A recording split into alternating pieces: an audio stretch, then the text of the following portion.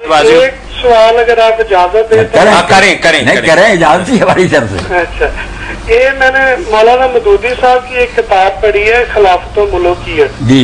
اس میں انہوں نے حضرت امیر معاویہ کے بارے میں اتنی کچھ باتیں لکھی ہیں کہ اس سے وہ ایسے ظاہر ہوتا ہے جیسے انہیں کوئی خارج الاسلام ہی کر دیا ہے، لیکن وہ ساتھ میں رضی اللہ بھی لکھتے جا رہے ہیں، یعنی جو نیک صحابہ ہیں ان کے ساتھ بھی رضی اللہ اور جو غلط کام کر رہے ہیں ان کے بھی ساتھ رضی اللہ. یا تو انہیں رضی اللہ نہ لکھیں یا پھر انہیں کہیں کہ جی یہ غلط ہے، غلط کو بھی رضی اللہ اور صحیح کو بھی رضی اللہ. اس پہ تھوڑی سی ذرا. بڑی اچھی بات ہے، آپ کی باتوں سے ہم بھی انتر ہے تو صورتحال ایسی کہ یہ جو حضرت معاویہ رضی اللہ تعالیٰ عنہ ان کے وکیل جتنا چاہے دفاع کر رہے ہیں، بڑے بڑے علماء جو مانتے ہیں کہ یہ بہت بادشاہوں میں سے اچھے ہیں جو بادشاہ ہیں مسلمانوں میں، مگر ولاہو حنات ان سے بہت غلط کام ہوئے ہیں. یغفر اللہ لنا ولاہو، اللہ اسے بھی معاف کرے اور ہمیں زیادہ سے زیادہ رعایت یہ دی امام ذہبی نے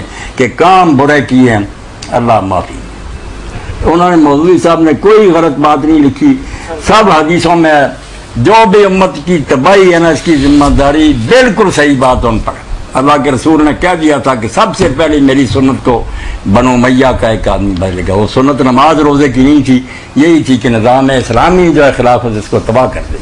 وہ بادشاہت آ گئی، جس بت کو حضور نے توڑا تھا وہی کیسر کسرا کا راج شروع ہو گیا.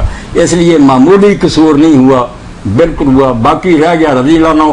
یہ دعا ہے ہر مرنے والے کے لیے، یہ صحابہ کے لیے بھی کوئی مخصوص نہیں. آپ بھی سمجھیں امام لکھتے ہیں سارے کہ ہر بندہ جو شربینی لکھتا ہے، اور کس روایت میں آیا کہ صحابہ کے لیے جو مر گیا گناہ گار سے گناہ گار مسلمان رضی اللہ عنہ اللہ اس سے راضی ہو جائے. یہ دعا ہے ماضی جو بیوقوف میں اللہ راضی ہو گیا، ایم خبرو غفر اللہ علیہ رحمہ اللہ، یہ دعائیہ جملے ہوتے ہیں کہ اللہ اس پر رحم کرے. اب وہ کرے نہ کرے، ہمارا کام یہ ہے کہ جو جا چکا دنیا سے ہم کہیں اللہ اس سے یار راضی ہو جائے تو بڑی اچھی بات ہے، معافی دے سکتا.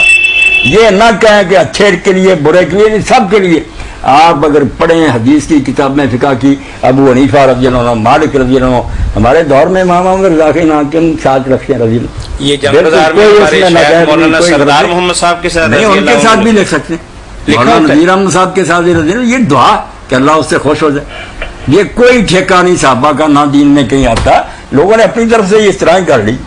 تو حضرت یہ جو کہتے ہیں کہ حق بات کریں اور جھوٹ کا ساتھ نہ دیں اور جو سچی بات ہے وہ کریں، تو اس طرح تو جو انہوں نے گناہ کیے ہیں یا جو غلط کام کیے ہیں غلط بات کی، اس کو تو پھر یہ ہمارے بہت سارے علماء کرام اور مولوی حضرات انہیں خطبے میں بھی جگہ دیتے ہیں، پانچواں خلیفہ یا پانچویں جو بناتے ہیں. یہی دیکھیں نا آپ نے ذکر کیا، کوئی ان علماء سے پوچھے کہ اہل سنت کے سارے طبقات کے 1000 سال سے زیادہ عرصہ خطبے ہوتے تھے، کوئی حضرت معاویہ رضی اللہ کا 5ویں خلیفہ کے طور پر نام لیتا تھا؟